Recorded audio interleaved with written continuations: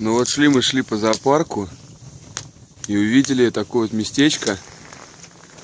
Стоит такой вот навесик.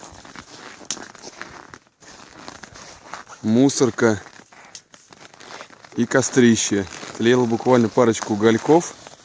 Но вот здесь вот рядом навесик. И в нем лежат дрова.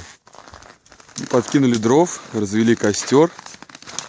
Можно посидеть, погреться. Для тех, кто замерз. Есть топор, чтобы порубить веточки.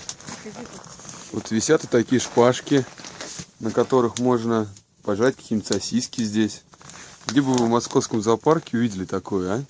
И все это находится посередине зоопарка. Мы прошли где только половину всей красоты, которая здесь представлена. Вот мусорный бак. В общем, вот так вот. Такое отношение у финнов к отдыху.